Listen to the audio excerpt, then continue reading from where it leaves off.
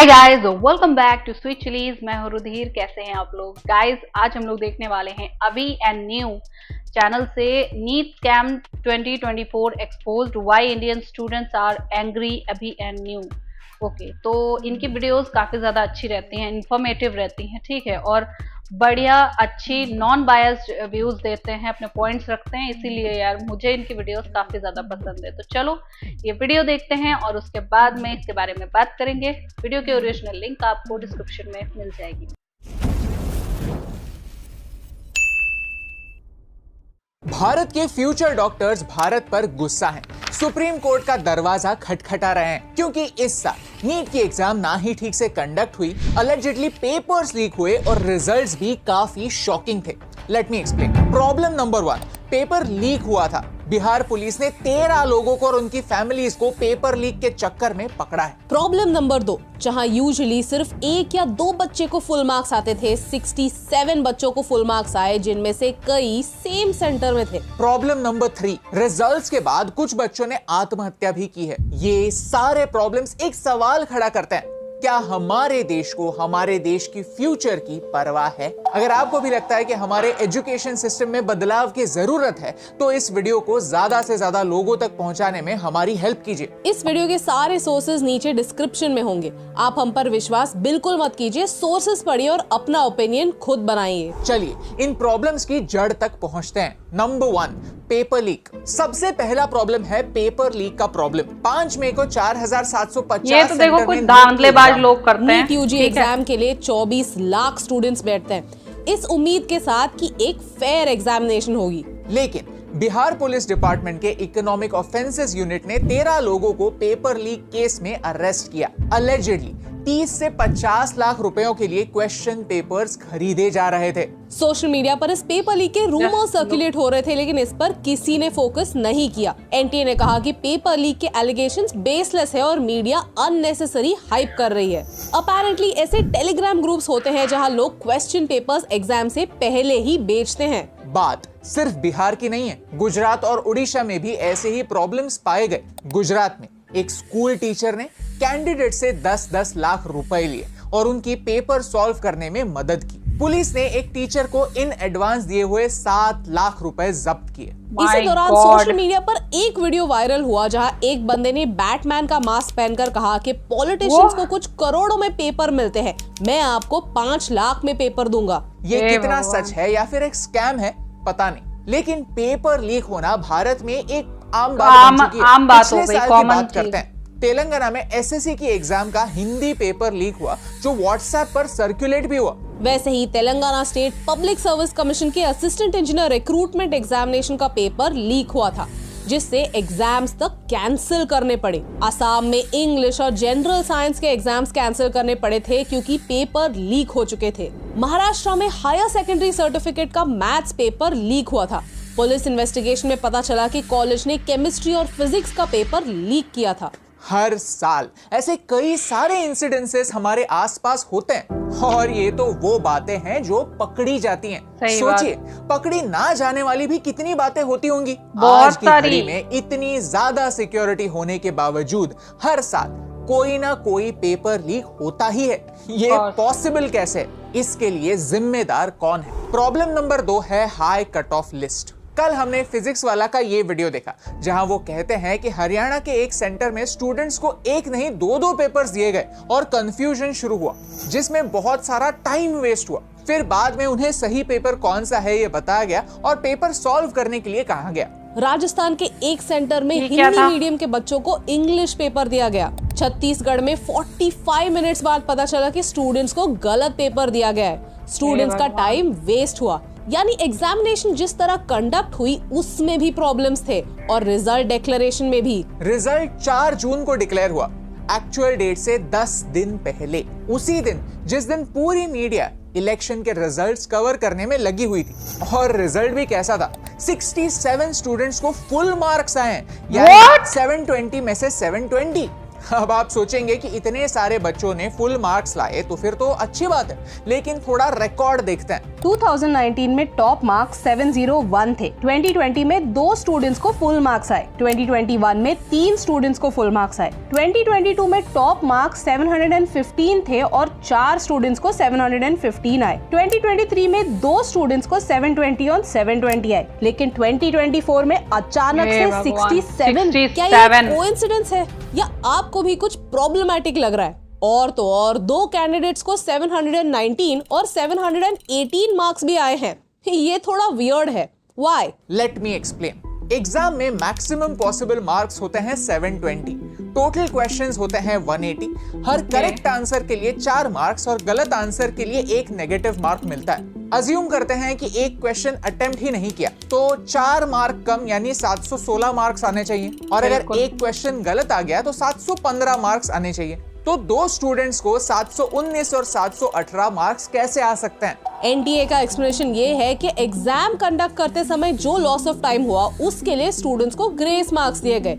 इसी वजह से कुछ स्टूडेंट्स को 718 और 719 मार्क्स आना पॉसिबल है। वो भी नीट के एग्जाम में। ये हुआ एक नॉर्मलाइजेशन फॉर्मूला की हेल्प से जो हमारे सुप्रीम कोर्ट ने बनाया हुआ है। लेकिन यहाँ फिजिक्स वाला ने एक सवाल पूछा कि अगर प्रॉब्लम टाइम का है तो सोल्यूशन भी टाइम का ही होना चाहिए। बिल्कुल। जिन बच्चों का टाइम वेस्ट हुआ उन्हें एक्स्ट्रा टाइम देना चाहिए ताकि वो प्रॉब्लम सॉल्व कर पाए। ग्रेस मार्क देने की वजह से नए प्रॉब्लम्स क्रिएट हो सकते हैं, दूसरे बच्चों पर अन्याय हो सकता है।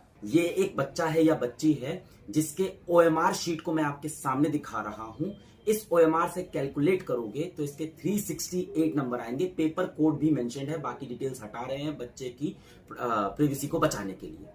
तो यहां से इसके 368 नंबर आ रहे हैं और ये रहा एनटीए द्वारा जारी किया गया इसका नीट का रिजल्ट। यहाँ पे इसके 453 यानी कुल 85 नंबर का इसे ग्रेस मिला या कैसे हासिल हुआ, और 85 नंबर की ग्रेस से इसकी रैंक लाखों आगे चली गई होगी और एक नॉर्मल बच्चा लाखों रैंक पीछे गया है। ना जाने ऐसा कितने रिजल्ट्स के साथ हुआ है, इसीलिए इस बार कट ऑफ इतना हाई दिख रहा है। एनटीए का एक्सप्लेनेशन ये है कि पिछले साल लगभग 20 लाख बच्चे एग्जाम के लिए बैठे थे और इस साल 23 लाख। एग्जाम कॉम्पिटिटिव नेचर की होने की वजह से ज्यादा हाई कट ऑफ हुआ। लेकिन आपको क्या लगता है 3 लाख स्टूडेंट्स ज्यादा होना इतने बड़े मार्जिन को जस्टिफाई करता है? टॉपर्स में से कई बच्चे एक ही सेंटर से या आसपास के सेंटर से होना सिर्फ एक कोइंसिडेंस है? आप ही हमें कमेंट्स में बताइए। और प्रॉब्लम नंबर 3 और सबसे इंपॉर्टेंट प्रॉब्लम है बच्चों पर होने वाला इम्पैक्ट। भारत में एग्जाम का प्रेशर कितना होता है ये हमें आपको बताने की जरूरत नहीं है। मुझे अभी भी नाइटमेयर्स आते हैं कि मेरा 10th स्टैंडर्ड का संस्कृत का पेपर बाकी है। अगर एग्जाम के प्रेशर ने इतने सालों बाद मेरे मन के ऊपर इतना बड़ा ट्रॉमा छोड़ा है तो सोचिए एग्जाम देते समय मनस्थिति क्या होती होगी। इस पूरी एग्जाम में पेपर लीक से लेकर टाइम लॉस, ग्रेस मार्क्स, यहाँ तक रिजल्ट डिक्लेरेशन में भी कई सारे प्रॉब्लम्स थे। इसी केओस के चलते कुछ बच्चों ने अपनी जान तक ले ली। ये भारत की एक सैड रियलिटी है। ये मेरे कुछ अनफिल्टर्ड थॉट्स हैं, इन्हें सीरियसली लेना है तो लीजिए वरना सुनकर छोड़ दीजिए। बट आई फील जिस देश में मेरिट का, टैलेंट का कोई मोल नहीं होता उस देश की कभी प्रगति नहीं हो सकती। लोग पढ़ाई ही क्यों करेंगे अगर पैसों से टेलीग्राम पर पेपर खरीदे जा सकते हैं? लोग एग्जाम ही क्यों देंगे जब फेक सर्टिफिकेट्स बनवाए जा सकते हैं ताकि उन्हें रिजर्वेशंस मिल जाए? ये देश के कोर प्रॉब्लम्स है जिन्हें अगर हमने अभी एड्रेस नहीं किया तो क्यों कोई भी युवा इस देश में रहना चाहेगा? क्यों यहाँ रहकर देश को बेहतर बनाने की सोचेगा? इसीलिए बाहर जाना प्रेफर करते हैं। पहले ही मौके में जर्मनी शिफ्ट हो जाएगा जहाँ की हवा अच्छी है, लाइफस्टाइल अच्छी है, एजुकेशन मुफ्त है। क्योंकि यहाँ पर भारत में जो मेहनत करता है, इज्जत से, सच्चाई से पढ़ाई करता है, एग्जाम बिना चीटिंग के देता है, उसके लिए सिस्टम में कोई जगह है ही नहीं। इस पूरे सिलसिले से यही मैसेज भारत के यूथ को जाता है। अगर एग्जाम सही तरह से कंडक्ट नहीं कर सकते तो मत लो एग्जाम, पोस्टपोन करो, बदलाव करो, कुछ भी करो। पहले गलती एक्सेप्ट करना सीखो। आपको क्या लगता है इस पूरे सिलसिले में सोल्यूशन क्या होना चाहिए? क्या एग्जाम्स वापस होने चाहिए? क्या ग्रेस मार्क्स कैंसिल होने चाहिए?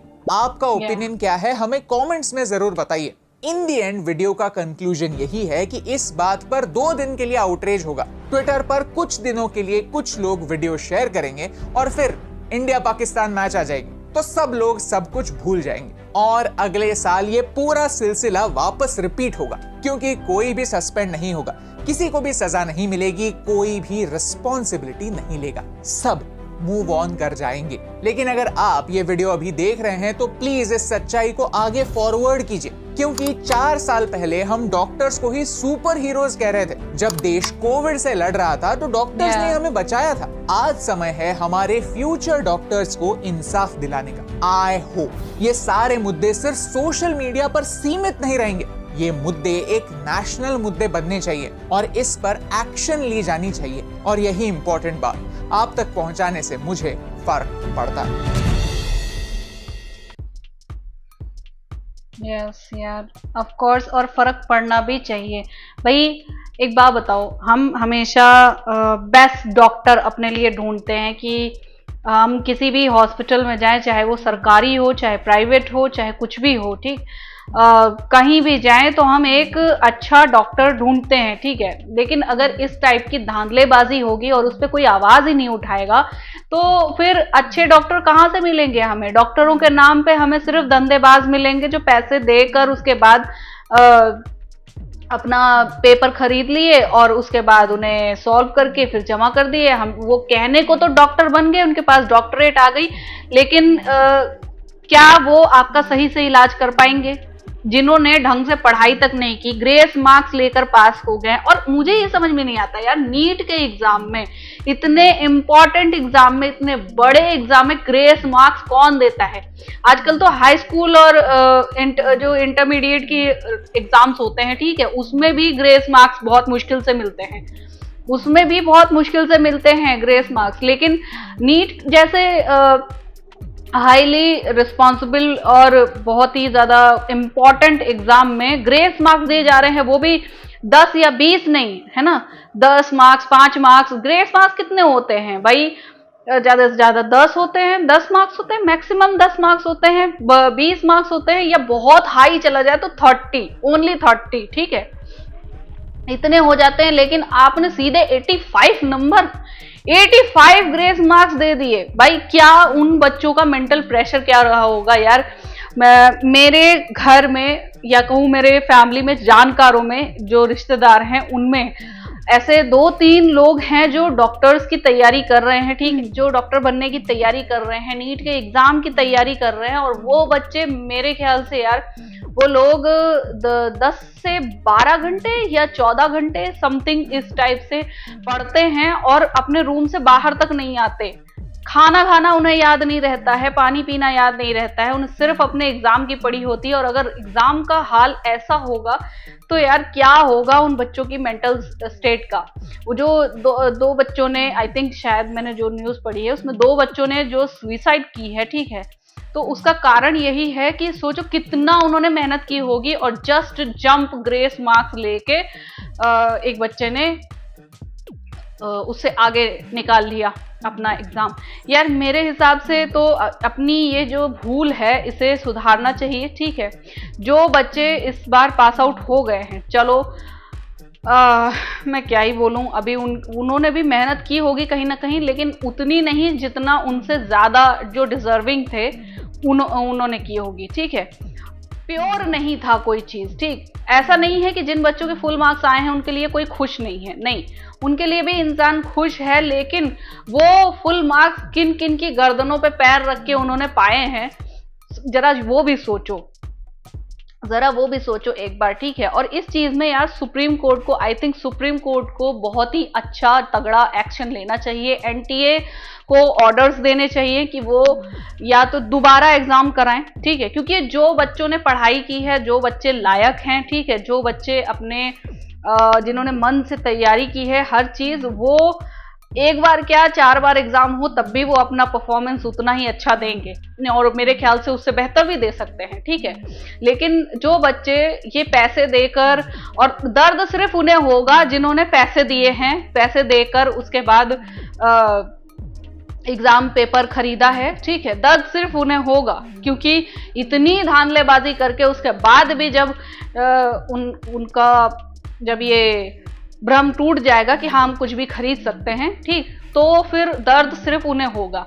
जो पढ़ाकू, मेहनती, ईमानदार बच्चा है, जो जिसने मन से तैयारी की है, अपनी मेहनत से तैयारी की है, उसे एक बार क्या 4 बार एग्जाम देने में भी मेरे ख्याल से कोई दिक्कत नहीं होगी। ठीक है, तो यार आई थिंक मेरा ओपिनियन यही है कि हाँ, एग्जाम दोबारा हो जाए तो बेहतर है। उन बच्चों के भविष्य के साथ खिलवाड़ ना हो जिनके साथ हो रहा है। और रही बात इंडिया पाकिस्तान के मैच की या ये जो वर्ल्ड कप T20 मैच की, तो ये तो चल ही रहा है, लोग उसमें मस्त भी हैं, मगन भी हैं, लेकिन यार किसी के भविष्य को हमें इग्नोर नहीं करना चाहिए। सो आई होप आप लोग को रिएक्शन पसंद आया होगा। अगर अच्छा लगा हो देन प्लीज़ लाइक और शेयर ज़रूर करना। अभी एंड न्यू का ये वीडियो यार बहुत ही ज़्यादा इन्फॉर्मेटिव था, और मैं भी यही सजेस्ट करूँगी आप लोग भी ऐसे ही नॉन बायस्ड और जो अनफिल्टर्ड व्यूज़ होते हैं, अनफिल्टर्ड थॉट्स होते हैं, ठीक है, उन्हें देखा करो।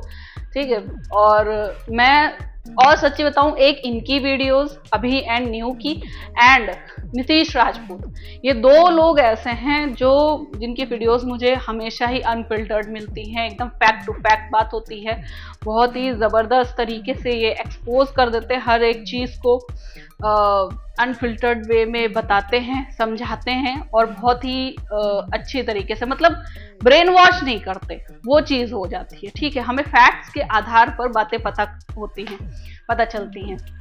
तो अपने देश का युवा इस देश से बाहर जाके उसके बाद कुछ ना करे, इस देश में ही उसके लिए इतनी सारी फैसिलिटीज़ हों कि उसे बाहर जाने की ज़रूरत ना पड़े। बस इसी कामना के साथ मैं मिलती हूँ नेक्स्ट वीडियो।